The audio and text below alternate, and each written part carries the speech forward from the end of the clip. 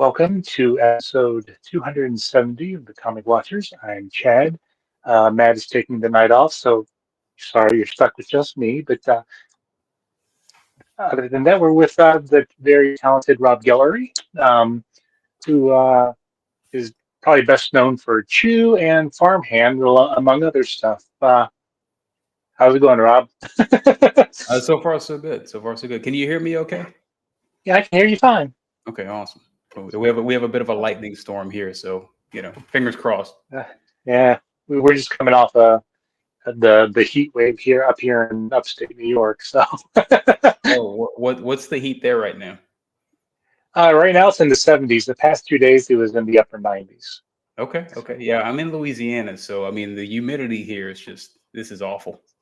Like every year I've lived here my entire life, but every year this is the time of year where I start wondering, like, why do I live here? Like, why am I here? The heat is just so brutal. Oh, I don't know. A lot of people I know like, oh, I love the summer. It's like, no, I like the winter better because Mhm. it's easier to get Yeah. warmer than Yeah. it is to cool down, and it's more socially acceptable to put clothes on than take them off. But Yeah, yeah. I'm in the same boat. But I've always been that way. But now, yeah, I'm in my 40s now. So like last winter was so brutal. I just felt like I felt it in my bones, and I'm like, oh no, I'm officially that old guy. Like this is not good. well, we're not here to talk about the weather. We're here to talk about comics. So we're the welcome to the Weather Watchers. So before we get started talking about Farmhand, tell us a little bit about yourself, both as a comic book reader and a creator. Do you remember maybe the first book that you read, or maybe the one that got you interested in the hobby? And Hmm. so we'll start there, then we'll go.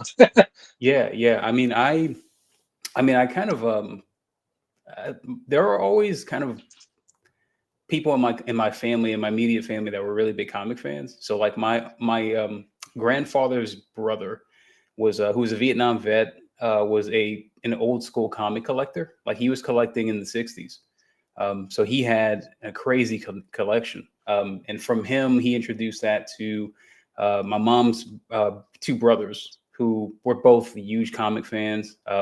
And I was a child of the 80s. So I was born in 82. So I came in and fell in love with all their collections of stuff. Like they had, I remember being 2 years old and going through, they used to have a giant suitcase full of comics.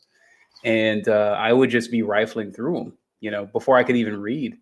I remember George Perez, Teen Titans. I remember Chris Claremont, X-Men. I remember Dreadstar.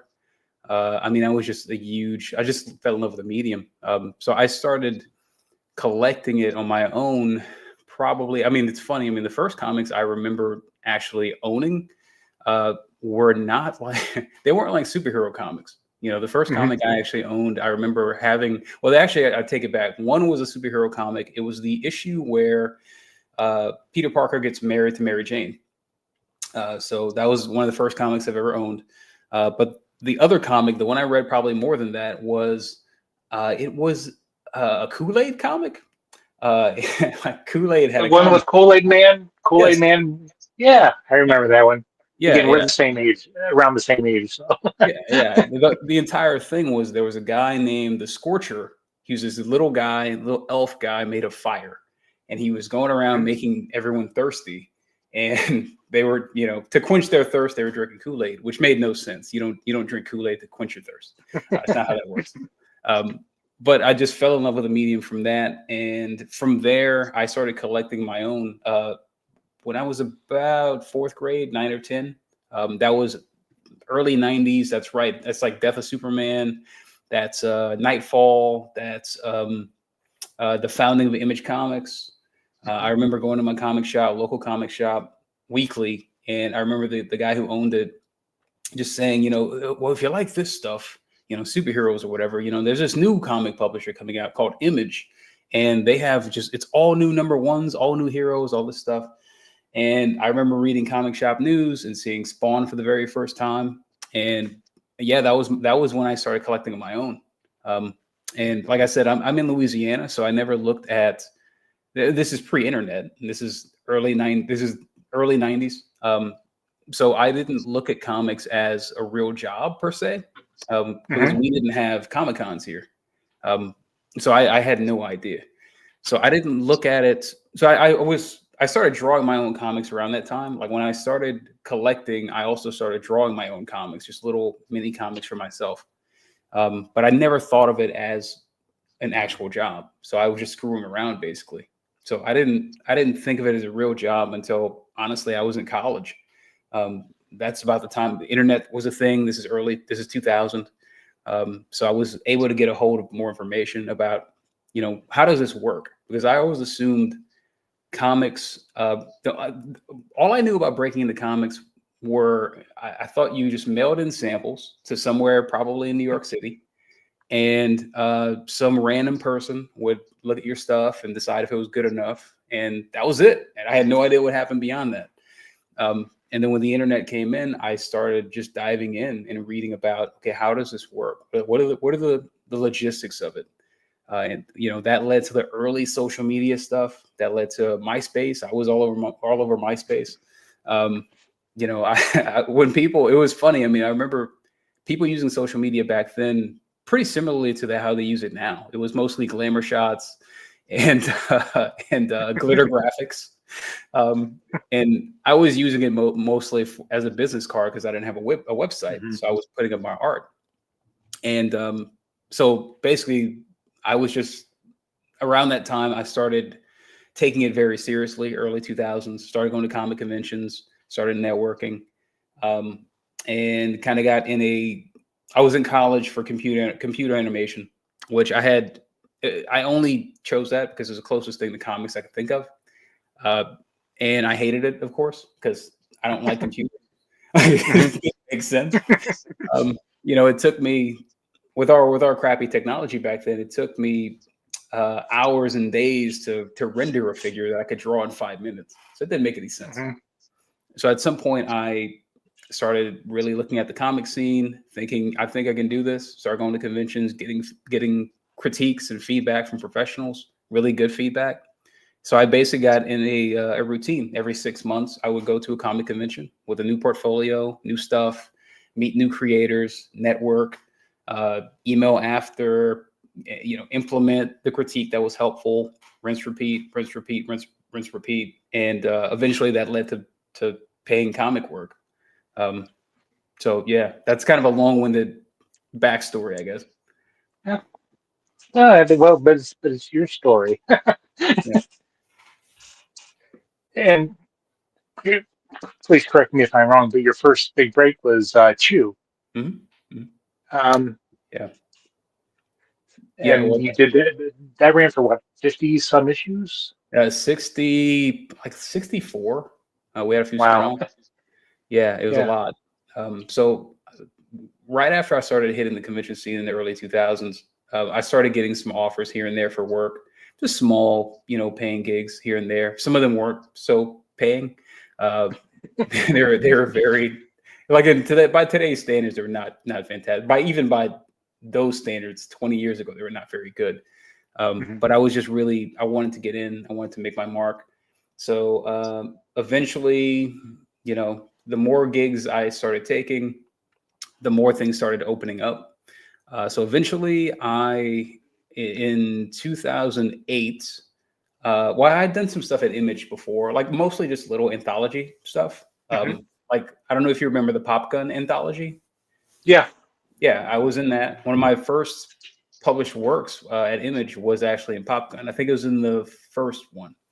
Um, so yeah, I was kind of knocking around there, but still doing it part time. I had a night gig. I was working in an oil field dispatch position. So like basically, I'm in Louisiana, so the oil field is huge here. So people are going from rig to rig and that sort of thing. So I was the guy on the phones that they would call and say, "Hey, I need to get from Alabama to Mississippi." So I would call a driver and say, "Hey, pick up this guy from here, bring him in here, whatever." And it was a night gig. So I basically, me and my wife were working opposite schedules. So I basically work on comics during the day, and at night I was working on this dispatch gig. So we never saw each other. So at some point in 2008, actually, we're coming up to the anniversary of it. It was actually July 4th, 2008. We were on I don't know if I've ever talked about this in an interview before. It's an exclusive. But we go on a family vacation every year. We'd only been married about a year at that point, and we're at the beach. We just got in there that day, and we're on a ferry, and the fireworks are going off overhead. And we were both really bummed out because we knew that though we were at the show and we were at the vacation, after the vacation was over, we were going back to the way things were, which was we were working entirely too much. We never saw each other. And I was starting to get offers for comics. But I was starting to turn them down because I had the night gig, which was counterintuitive. So we decided, it's time to just take the leap. So I decided then and there I was going to quit my job when I got back and just go all in on comics. And San Diego Comic-Con was coming up, which I had been going to for a few years at that point. So I decided, I'm just going to hit Comic-Con hard. I'm going to make this comic thing happen. And the day before I flew out, I get a random email from John Layman. And I'd never met John at that point, but I was a fan of his work. I knew his stuff for years. I'd followed him. So it just so happened, he emails me the day before I leave for San Diego and says, "Hey, Rob, you don't know me, but we had a mutual friend who I'd worked with before. And basically that friend had referred me to John for this book called Chew. And John gave me the worst sales pitch ever. He said, it's a police procedural with elements of horror and sci-fi. It's like, that could be anything. That doesn't tell me anything about what that is. So, but I didn't care. This is it. I was like, I want to take this leap. This is everything I wanted. This is Image Comics. This is everything. So the next day, he sent me the script for Chew #1. We read it my wife actually read it on the plane to San Diego before I ever did. And she's not a comic fan. She likes my comics. Mine either. yeah, she likes my comics, but not usual comics. But she read it before I did, and she looked at me on the plane and said, "This is so you. This is perfect for you." So we met. John and I met the next day, and we started working on Chew immediately, and it blew up. A year later, it came out, and no one expected it to do well. John didn't expect it to do well either. I think I was the only person that kept saying, "I think this is good. I really feel good about this." And he thought I was completely delusional because he'd had his heart broken in comics so many times. So he basically said, we'll do 5 issues, and maybe it goes well, and maybe if I actually make my money back on this, maybe we can do something else. And I said, cool. It blew up. I mean, the day just briefly, for context here, how badly Chew #1 sold. Pre-sales came in, the initial orders came in at 4,000 copies. Here's why that's bad. I'm sure you already know this. A first issue is usually the highest ordered issue because everyone wants a #1. No one wanted a Chew #1. No one wanted it. So, we were disappointed. I remember getting the email from Eric Stevenson for the initial orders. And Eric, all I remember it saying was, "Well, that's disappointing." It's like, oh, okay. So we expected it to just drop off after the issue #1. We only printed, I think, 5,000 copies. And then it comes out and it's critically acclaimed. People love it. It's one of the, people are saying things like, "Oh, it's the most inspired issue that Image has put out in years," and that sort of thing. I'm like, this is weird. So within a couple weeks, it sold out immediately because there were so few copies. I mean, to be fair, it's not like a big account.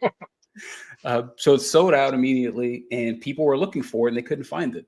And it created this buzz, and people were really looking for it. So we did multiple reprints. We did, I think, 6 printings of issue 1, 6 or 7, and it just blew up from there. We none of us saw this coming.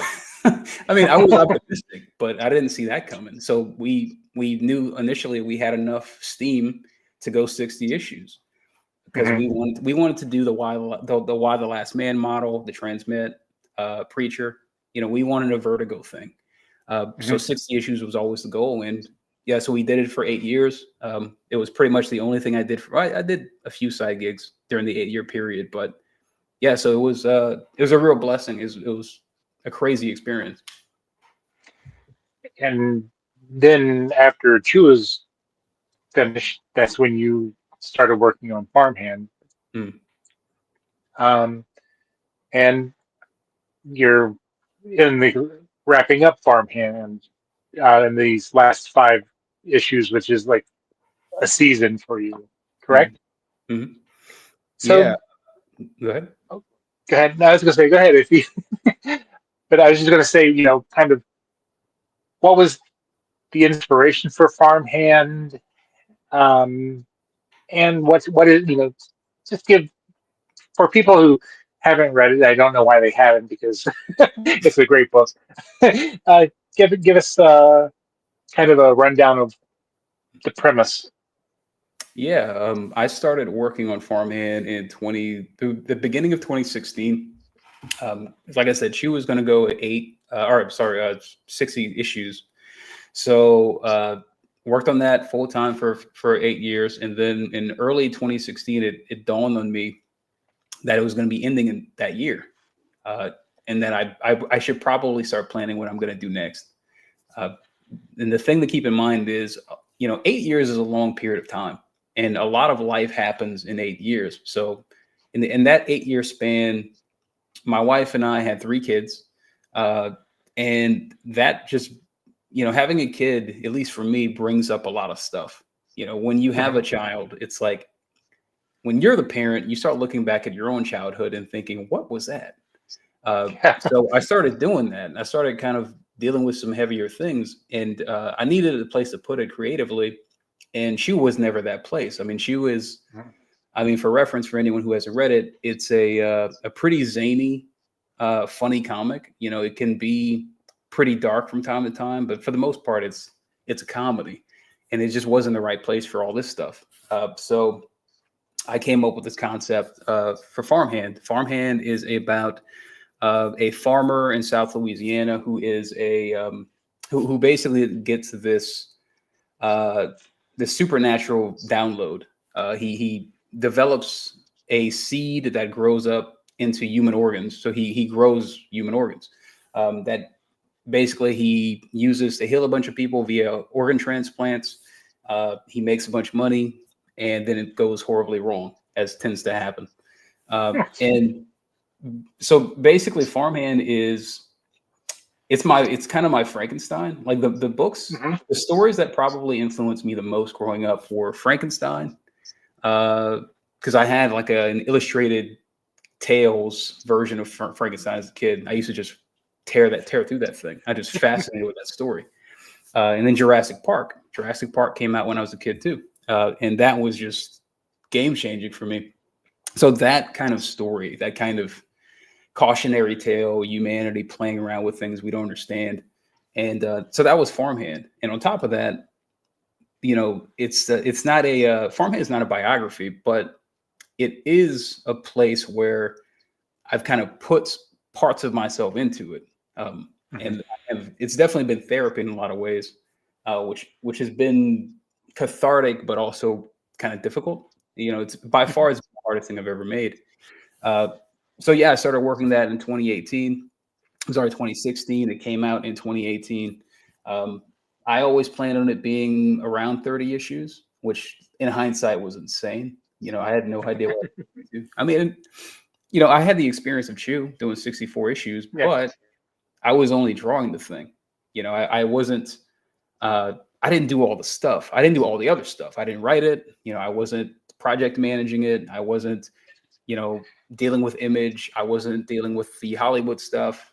I had my nose to the grindstone pumping this stuff out. So with Farmhand, I was doing all of that stuff, and I didn't know what I was getting into at all. Uh, so it ended up being a really, really intense project. So yeah, I'm just wrapping it up now. There were some delays, partially by COVID. COVID happened right in the middle of my run, and Mhm. that kind of like basically took my life and flipped it upside down and flipped a lot of things upside down. Plus, we optioned it. I optioned it at AMC, so it was in development for a couple of years at AMC. Didn't work out, but great experience. But it definitely delayed the book more than I wanted. But at the same time, I think it needed the time to breathe. So yeah, it's going to end up being 26 issues. The last arc is coming out. It's already started coming out. The first couple issues are out. I'm going to be wrapping it up. I'm already done drawing it. So it's going to be wrapping up in October of this year. Nice. And you've kind of mentioned it. Who are the characters? I know there's the father figure, and then there's his son. Mhm. So yeah, who are the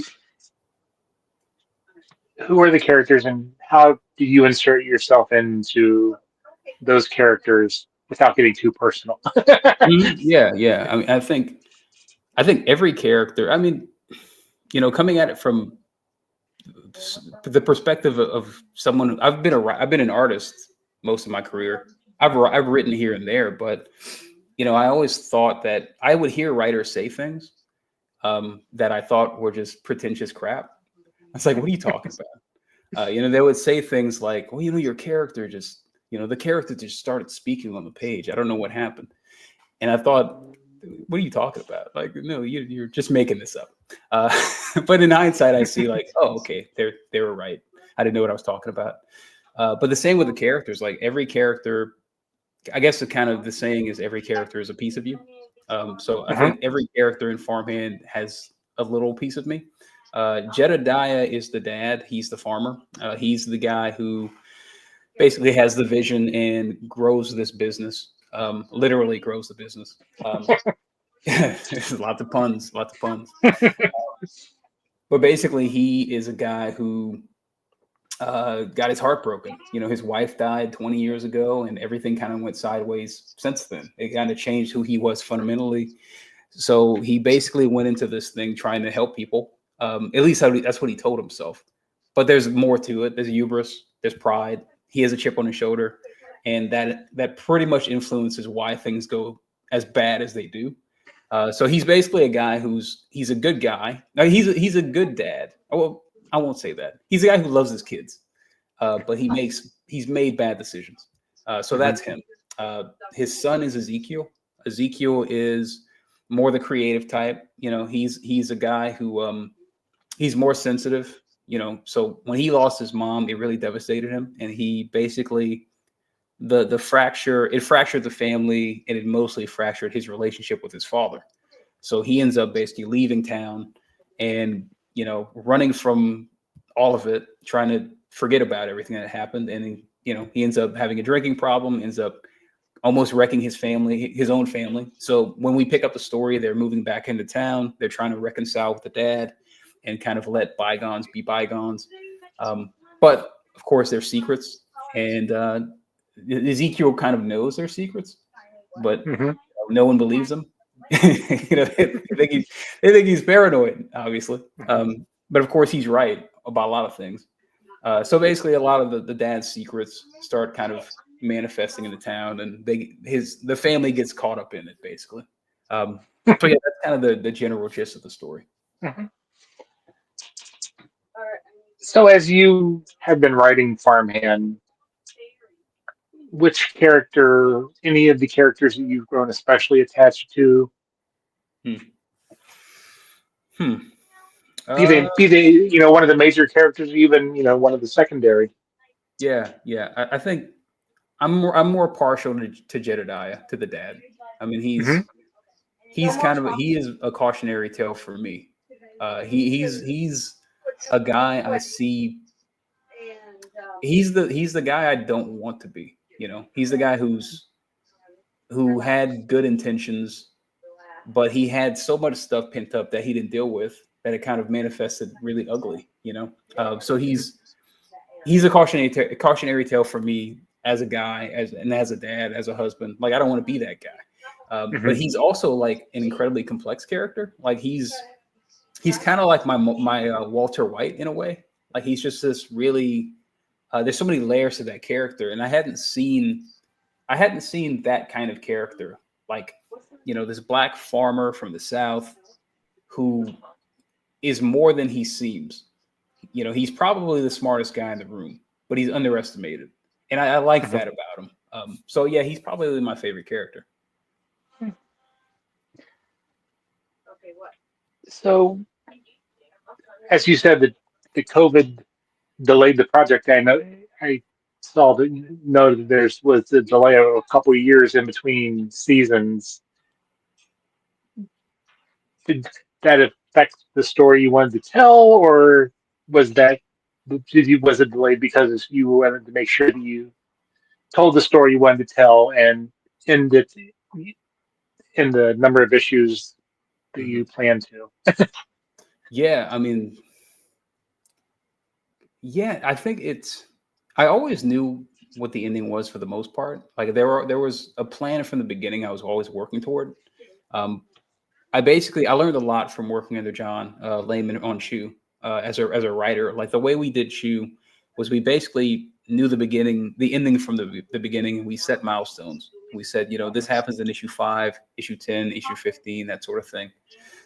So I did basically the same thing with Farmhand. Like I knew the overarching flow of the thing. You know, I knew that okay, arc number 1, that's going to be your intro where we really hang out with the characters, get invested in their lives. You're hinting at things.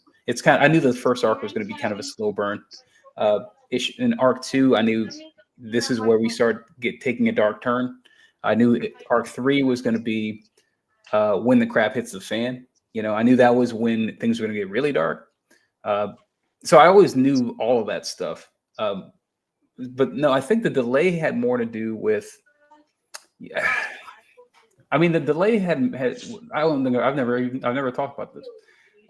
I think the delay had more to do with. I think I had to. And again, this sounds like one of those pretentious, like artist, like writer things. Mhm. I think I needed to become the kind of. I had to become the kind of writer that could finish this. Um, Right. and I don't think I was that guy before COVID. I think post COVID, I came out of it a very different person. So I think I was more equipped to tell the story well at the end of it. So yeah, I think some of the delay was COVID. Some of the delay was, you know, frankly, the way we do things as a family changed pretty significantly during COVID. How I work changed during COVID. My priorities changed a lot during COVID. Um, and also, I mean, some of it's just the freelance lifestyle. You know, if you've ever been a freelancer, you're a gun for hire, which means you don't have any control over when projects kind of land in your lap. You know, things show up, you don't know when they're coming. And sometimes when they come, you gotta get on it while it's there. So I had a lot of opportunities I had to take during that time, which was part of the delay as well, which I was not pleased with. I mean, I'm kind of, I mean, if you've read the book for any length of time, you know I'm pretty anal in terms of deadlines. Like I try Mhm. to map these things out like well in advance, and that just didn't happen this time.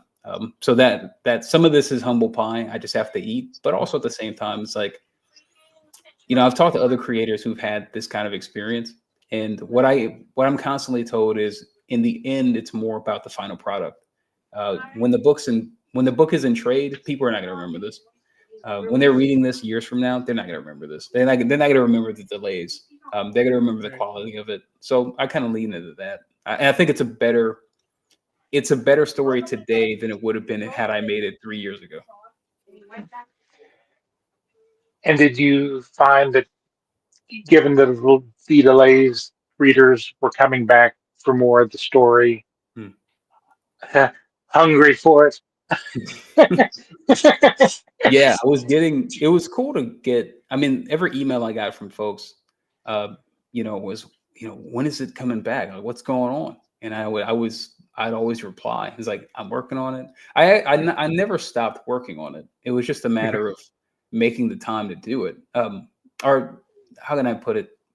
I never stopped working on it. I was always writing on it. You know, I mean, the last arc has been written for about a year at this point, maybe a little longer. It's been written for a while. It's just the art takes a while because I'm doing all of it. And Mhm. plus the project management of it, it just takes time. it's not nearly as fast of a book to make as Chew was. With Chew, I was doing a page a day. So with this thing, Farmhand, like I said, it's just way more. It's the most work intensive thing I've ever done. So, talking about your work, how do you, aside from writing, when you're doing your art, do you work traditionally, Mhm. digitally, kind of a little bit of both? Mhm. I mean, I pencil everything by hand. I ink everything by hand. I'm pretty old school in that respect. Like I said, Mhm. I don't completely trust the machine. I mean, I think, I mean, even before AI and everything, I was always, again, I was raised with, you know, the science tales and of science Yeah. going wrong and that sort of thing. I was raised with the, Terminator. So I don't want to like give too much to the machine. I want to be able to like stay sharp. So yeah, I do all that stuff by hand. If I'm going to color it, it's going to be Photoshop. I'll scan Mhm. stuff in, work on it in Photoshop. Um, so yeah, all that stuff's totally traditional. And workflow wise, I'm still about a page a day kind of guy. Um, Script, I'm usually doing an entire script, in about a week and a half maybe. So pretty efficient for the most part. And you're not coloring this final arc. It's Mm-mm. the French colorist. I can't remember his name. Jean Or Francois. Yeah, yeah, yeah, Jean Francois. I'm gonna butcher his last name, but I think that's it's why I'm not going to say it. Beaulieu. Beaulieu. But yeah, no, he's amazing. I Mhm. kind of scammed him into working with me a few a few years back because I just loved everything he's ever brought. I mean, anything he's ever colored, it's just been unbelievable. He's been doing stuff with Scotty Young for years, Yeah, and the I I Hate understand. Fairyland, I think. Oh yeah, yeah. Middle one, Mhm. everything. He's just unbelievably talented. So like, we've been able to work to hit a good stride. He brings a lot to the project, man. But yeah, he's incredible. Is there some collaboration between the two? Was there a collaboration between the two of you? Not really with script or artwork, but with like I guess color palettes and Mm. the mood that you're trying to set with the colors Not in the really. panels and not Not really. not really. No, no. I mean, I think he's. I've worked with a few colorists over the years. With Chew, I had a color assistant, but I did all the color finishes myself. So I was completely controlling that stuff. But with this, I knew with just the amount of work I was doing, managing the book and writing it and everything, that coloring it was out of the question. So I had a couple colorists before, and then John came on in issue 16, and he's just a different kind of guy. I mean, he's the first colorist I've ever worked with that asked me to see the script before he colored it, which sounds Okay. crazy. I mean, he's like, "Hey, can you send me the script? I really want to read it and like know everything." And then we have conversations like I very seldom have any kind of notes or changes or anything because he's unbelievable. But usually what happens is, if I have a question, I'll say like, hey, I don't know about this lighting here or whatever. And then he'll come back and say like, well, here's the reason I did that. I thought, and he has an entire logic to it. He thinks Hmm. deeply about this stuff, and it's really impressive. And I cave every time. I'm like, you're fine. It's like you've convinced me. You're fine. But I mean, he's he's not just a colorist. He's like a co-artist in the book. I mean, he brings so much to it. I value him immensely, and I told him that I'm just gonna, I'm gonna get him to work with me on everything I possibly can until he's sick of me because he's amazing. Now, one of the things that really has really stood out about Farmhand for me has been the covers. What is your what for you? What makes a great cover, uh, Mm. or how do you frame it, or what's your going into the cover? What's your thinking process? Uh, well, I mean, first I gotta say I hate covers. I hate them. It's never right. Um, but with covers with farmhand, they tend to be more kind of metaphorical. It's Hmm. very seldom that a farmhand cover will be literal. It's always kind of poetic. Um, So yeah, I'm usually looking at what are the themes of this issue, what's the heart of it, and what's an interesting visual that's going to go with it. You know, I mean, I think one of my more effective covers on it was the issue 2 cover. There's an issue 2 cover where Zeke, the son character, is he's a tree on the cover, and Hmm. he's been chopped down by someone. He's laying and basically bleeding next to the bloody stump of who he, you know, who he was, and there's someone walking off with a chainsaw, which sounds gruesome, but you know, it needed to be brutal because I mean that's that character. That's, you know, he's a guy who, uh, without giving too much away, like he's been messed with, like he's been uh he's a character who's haunted and kind of sabotaged. And as Hmm. you read the story, you start finding out exactly how sabotaged he's been his entire life and who was behind that. So that's kind of my mindset whenever I go into any cover. It's always thematic. I'm thinking poetry more than anything else. Hmm. And what's a cool image that can go with it. But I hate doing cover. Well, I think one of my favorite covers is where they're fishing in the river. Mm, For some reason, that's just one of my. I'm not a fisher. mm. I don't fish, but for some reason that's one of my favorite covers from the series. Oh, cool, cool. Yeah, I like that one. I think my other favorite one of the series is I think it's the issue 9 cover. That's it's Jedediah hanging from vines, um, Hmm. hanging. He's all entangled in them, and he's hanging, uh, and he just looks just beat the hell. And it seemed like that's such a good picture of who that character is. He's just kind of he's stuck and trapped by his own success and the things he's done. So that's yeah, it's kind of the mindset behind that whole process. So, looking at the bigger picture of your as a creator, who are your influences? How would you describe your artwork to somebody uh, if asked, like I am? Mm. Um, it's hard. It's really hard.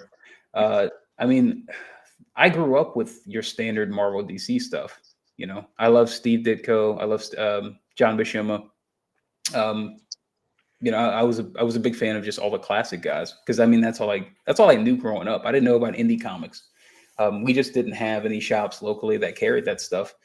Um, so there's some Marvel influence there, but and for years I tried to draw like a Marvel artist, but I was terrible at it. It just wasn't me. So when I was in college, I started discovering. I started leaning more into animation. So like Hmm.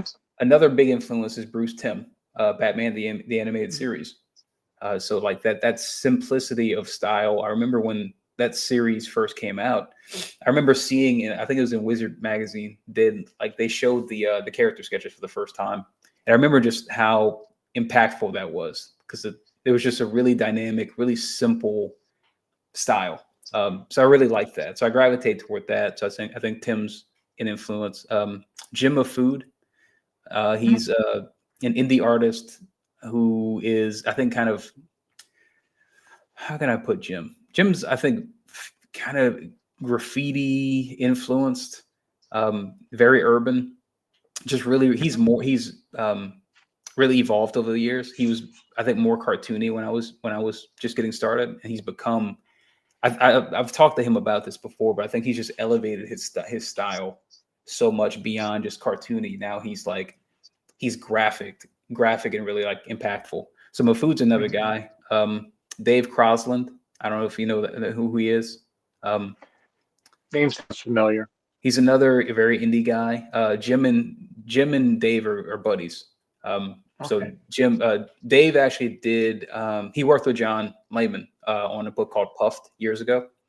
And he did. John also did a Scarface comic, like the sequel to Scarface, Hmm. which was hilarious. It's pretty great. Dave drew that as well. So Dave's amazing. He's another guy who's become a friend over the years. And then I mean, there's actually anime influences in my stuff too, like Hmm. Rumika Takahashi, Akira Toriyama, Dragon Ball Z. Like a huge fan of that stuff. So like I think And then you have like Warner Brothers, Looney Tunes, all that stuff's sort of mixed in there. So yeah, it's a mess. I don't know how to describe my stuff. I know that because we are connected on Facebook, that you have some very strong feelings on the current state of the comic book industry. Uh, how has it changed, since you've been a professional? Mm. Uh, Mm. Uh, and overall, has it been for the better or the worse? mm. It's hard to say. Yeah, I mean, I try not to. I think it's funny that you think I'm like really opinionated by it.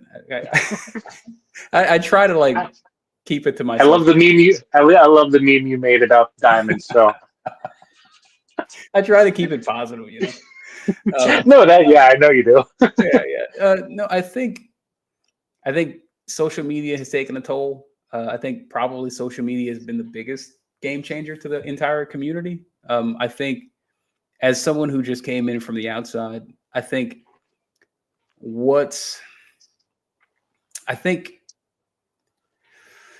I was actually thinking about this morning. I think I was thinking about the comic community as a family and how it's one thing when you get together with your family every now and again for a family reunion, and it's another thing to move back in with your family. Hmm. And I think that's comics. I Hmm. think there was a point in time when I got started that we were just doing a family reunion from time to time. We do a Comic Con here and there, and we'd see each other. We hang out at the bars or whatever, and just hang out and just have a great time. And then social media came around, and now we're living with each other 24/7, and it's awful. Like I just don't know. I don't need to know all these things about everyone. Right. So I think that's been the game changer in the industry overall. Um, so I think just in terms of like, I think the overall vibe of the industry, I think that's been interesting. I think in terms of the actual like economics of the industry and the business, it just feels like again social media and just the wealth of opportunities. Like there's so many different ways to get your stuff out there, and there's so many channels that I think it's become, how can I put it? It used to be all about selling 100,000 copies of something through Marvel or through Diamond and that sort of thing. I don't think it's about that anymore. I think that's pretty much over for most people. I think now Hmm. it's all about selling 500 to 10,000 copies to some really dedicated people through your website or through Patreon or through Kickstarter. I think that's where it's gone, and it could only have gone that way because look at how many people want to do comics now. I mean, Hmm. everyone's doing comics. I've never seen. I mean, when I got started, it was a pretty niche thing, but now everyone and their mom, from Hollywood to whatever, everyone wants to do a comic, and I think that's, I don't think it's a bad or a good thing. It just kind of is. Um, but I think people's pocketbooks haven't gotten any bigger. I think if they've only gotten Right. smaller. I think comics have gotten only more expensive. So it doesn't make sense to me when I hear comic creators say that, oh, there's no competition. Like, what are you saying? Of course there's competition. I mean, and I don't mean that in a negative way. It's just, you know, you have only so much disposable income every week, and if there's if there's 10 to 20 new number ones every single week, how can you possibly fit everything in? So I Right. think it has to be everyone kind of diffusing. Some people are going to go over here to Kickstarter. Some people are going to build their own thing on Patreon. Some people are going to go the traditional routes through Image. There's just everyone's going to split, and people are going to be able to follow and support and throw their money behind the people they really want to support and throw their money behind. And I think that's a good thing. But it's just dramatically shifting. And then you have the AI conversation. Yeah. Um, and I mean, every day Sorry. I get online, and there's just like a level of what are we gonna do? Like I don't think it's gonna be, and I could be completely wrong. I've made YouTube videos about this. Hmm. It's just I think the saving grace for me, the thing that gives me peace, is knowing that the internet is always freaking out about everything, and it's almost never as bad as the internet expects it to be.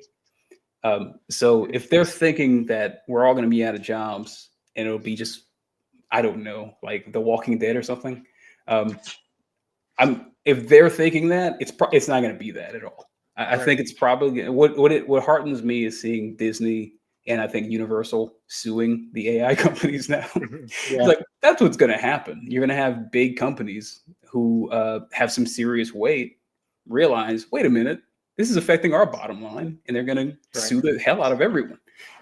Which is, I think that's a good thing. I keep the meme that keeps popping in my head is it's from Godzilla.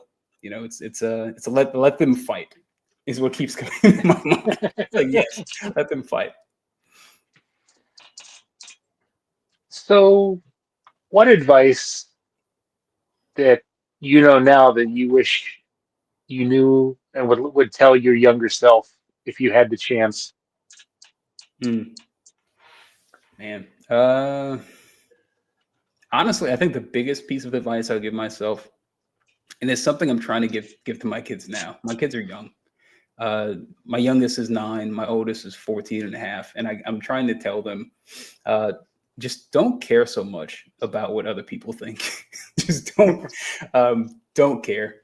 Just lean into what your strengths are, lean into what you care about and your passions, and just go balls to the wall. Go balls to the wall with it.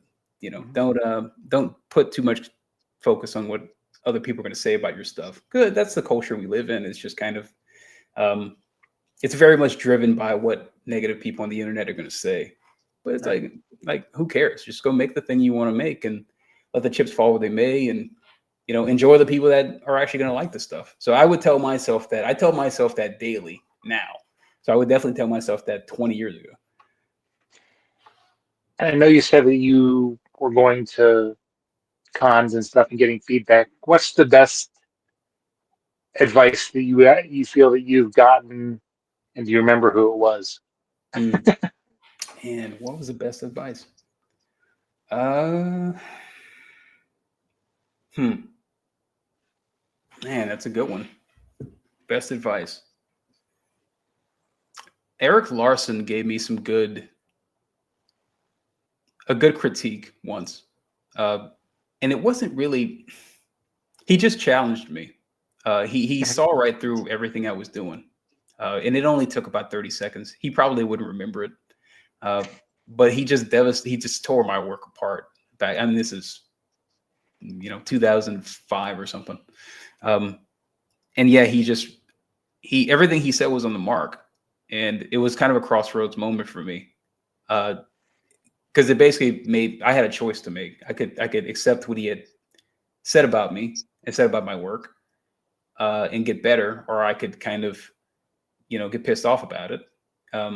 So I just chose to listen to what he had to say, and he was right about everything. So Eric's pretty huge. That interaction with Eric is pretty huge for me. Jim Food is another guy.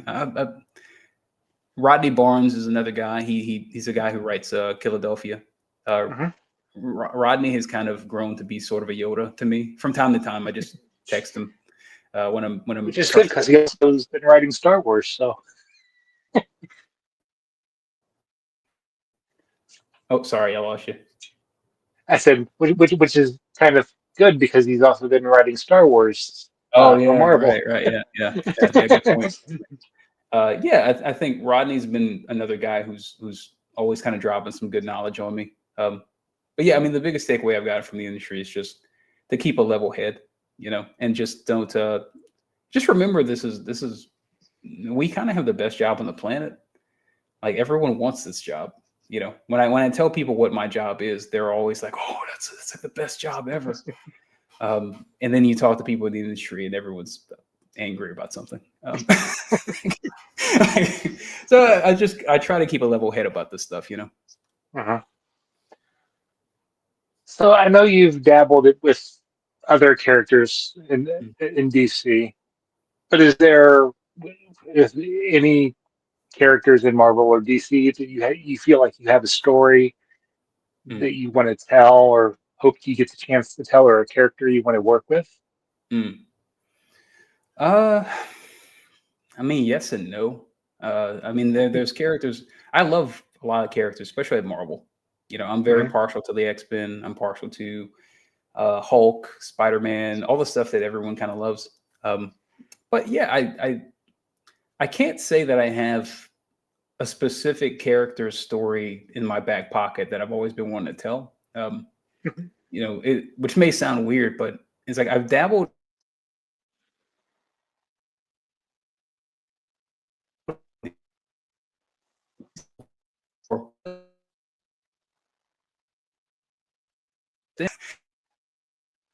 It's just I'm kind of spoiled by creator-owned work. You know, I just really like Hmm. making my own thing, and Sure.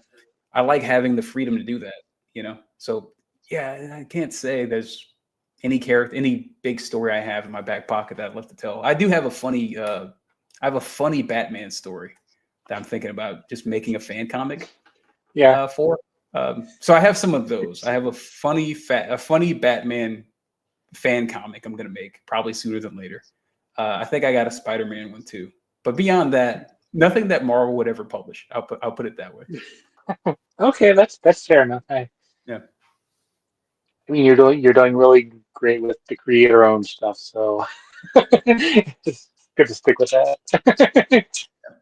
So, are leading into, is there anything else now that Farmhand is done that you're working on that you can mention or want to kind of tease? I can tease a lot of things. I can't say anything specifically. So yeah, I have a deal that I'll be announcing. I think in the pretty relatively soon, um, Hmm. for more creator-owned stuff. So I have a deal with a certain company, that a certain publisher that has me for a 3-book deal. So in the next couple of years, I'll be doing 3 series through them. And also, I have tons of work for hire stuff that I'm kind of kicking on to that I can't talk about. Uh, and I do have something different that is creator owned that I'm thinking about self publishing. Um, Okay. you know, if so, I've always wanted to self publish. I've always just kind of want to take a swing at it, and I think this year is the year. So I'm playing around with changing models. Like I said, I think more and more people are going to move toward, the crowdfunding stuff, but also like I'm leaning more into really taking care of my audience. Right. Looking at the people, I have people who've been with me following my work like like really intensely for the past like decade plus. And I kind of want to lean into that more and do better at just facilitating that community more. So I've been leaning into that more I have a Patreon that I've been working on for the last year. I'm leaning more into that now that Farmhand's over. So I'm playing around with some cool things there. I'll be making some announcements on that probably pretty soon. There's a brand I'm playing with. Like I want to, uh, yeah, I'm leaning towards starting my own publisher. That's really where Cool. I'm going. But yeah, beyond that, that's pretty much all I can talk about. But there's a Well, I lot. don't. I have a lot coming. There's a lot coming. Well, that's good. Then I don't want you to talk about anything that you're not allowed to mention. Mhm. So, are you going to be doing any conventions this year? Actually, I don't have anything booked. I will probably do Heroes next year. Hmm. For the rest of the year, I'm going to be stockpiling scripts. So I've already written the first script for my next thing. So I'm plowing through. I write in chunks. So I'll basically all of July and August I'll be plowing through a series of 5 scripts, and then picking up another series right after that. And then I'll be working on some work for hire through the year.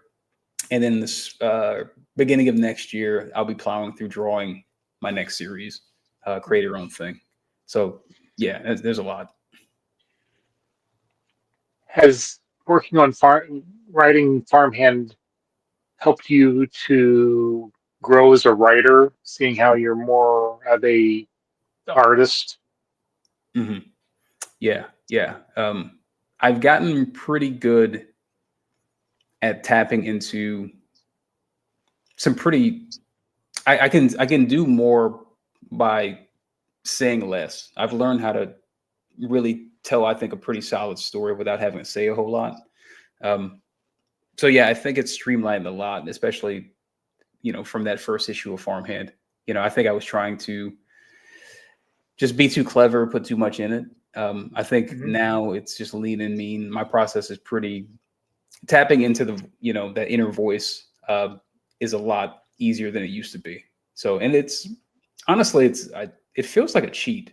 I think I've told people this before. Like, I mean, obviously, I can write something in an hour that would take Mhm. me 10 hours to draw. So now that I've started writing for other artists, like I did another series in the last few years called Mosley over at Boom Studios. It was just a Mhm. 5 issue thing, but it was tons of fun. But it was the first time I've written for another artist. I wrote for a guy named an artist named Sam Lotfi, who's an amazing artist. And it just felt like a cheat the entire time. It's like I wrote a great script. I was very happy with it, but when you send off the script and you get back pages of art that you didn't draw, it's like, this is amazing. Like, I see why. I Do you guess feel? people. Oh, go ahead. No, I was going to say, do you feel that being an artist has helped you become a better writer in that Mhm. situation where you're writing for somebody else?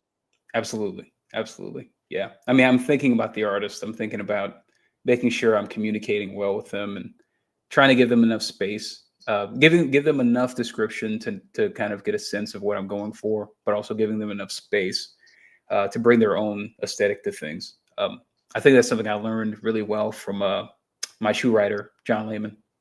Mhm. John's a fantastic writer, but also like just a really generous collaborator.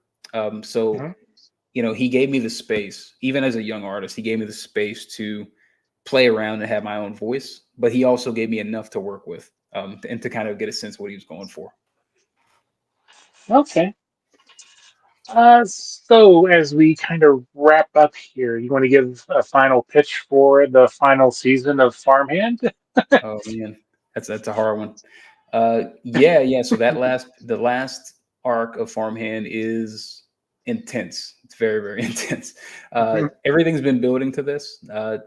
It's basically it's just balls to the wall the entire time. It's just all gas, no brakes, really. Um, Everything gets laid out in this story. I've prided myself on wanting to make a story that was uh, had a lot of payoff. You want to be you want to be the series that like ends really, really well. And I think with Farmhand particularly, I paced it that way. That would always sort of build to this fever pitch and then explode. So I couldn't be happier with it. I think it's yeah, it's gonna. I think it's gonna surprise some folks. Anyone who's been keeping up with the story, especially the poor folks who've been waiting for the last couple of years for the new issue. I think I kept telling them the entire time, trust me, it's gonna be worth it. Just trust me, like you're gonna love it. So I think they're gonna dig it. And this is the end. There won't be any coming back to it or any more stories you perhaps want to tell in that universe, or to be Yeah. determined. Well, I mean, much like Chew's kind of in the same boat where it's not spoilery to say that you never know, you know, Yeah, if the right story came along, yeah, I'm sure you could see another Chew, you could see another Farmhand at some point, but it has to be the right story. So who knows? right. All right. Well, I want to thank you for taking the time this evening to chat with us. And as I said before, I know that you and I have been trying to set this up for years now. And we'll have to have you back when you have the new stuff that you can talk about.